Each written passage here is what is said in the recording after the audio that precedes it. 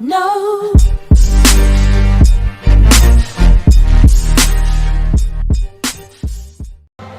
C'est une équipe qui a fière allure quand même. C'est parti pour cette rencontre d'International Champions Cup.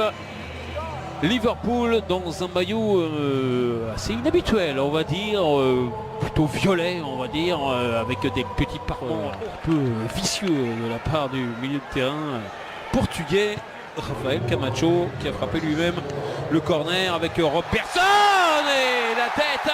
Il était absolument seul, Virgil van Dijk. On l'a laissé faire comme un grand, et avec un joueur de cette qualité, ça fait but à chaque fois. C'est Liverpool qui ouvre le score. Virgil van Dijk récompensé de ses efforts. C'est lui qui a initié l'action, qui a amené le corner. Et Lucien Favre, il pourra proposer cette action pour illustrer le fait qu'on n'a pas le droit à la moindre faute d'inattention. Avec Pulisic dans la surface, il y aura penalty décidé par l'arbitre pour la faute de Klavan, l'obstruction du défenseur estonien. Ça semble très sévère, à vitesse réelle. On a un peu l'impression que Pulisic vient s'encastrer dans le défenseur.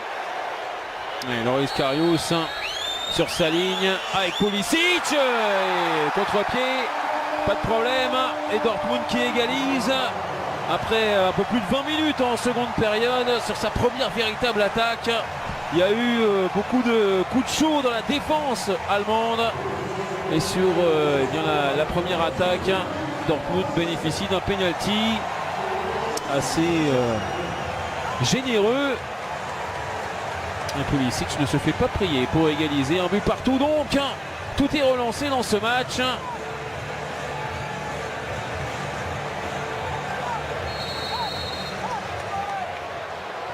Alors la faute peut-être, non pas de... C'est bien joué, le jeu à 3 avec Schmelzer sur le côté gauche. Schmelzer qui va centrer, il y a Pulisic de la surface qui va marquer le deuxième but. Le doublé de l'Américain sur une contre-attaque éclaire, un modèle vraiment de contre-attaque. Et Pulisic à 1 minute 30 de la fin du temps réglementaire qui donne pour la première fois l'avantage au Borussia Dortmund. 2-1.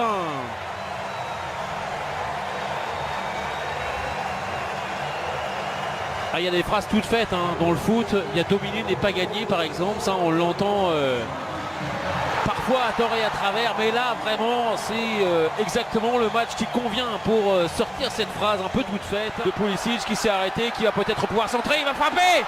Le ballon arrêt de Karius et derrière le ballon qui est mis dans le but. Y a-t-il but? Oui. Le troisième but du Borussia Dortmund. Et encore les remerciements pour Christian Pulisic, parce que c'est lui qui a fait l'essentiel du travail. Alors y avait-il hors-jeu sur la frappe? La réponse est non, il n'y a pas de problème. Sur le renvoi de Karius, il y a bien but de Jakob Brun Larsen, pas de problème.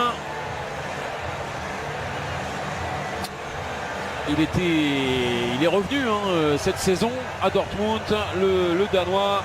Il était en prêt à Stuttgart la saison dernière où il n'a que très peu joué parce qu'il était blessé la plupart du temps.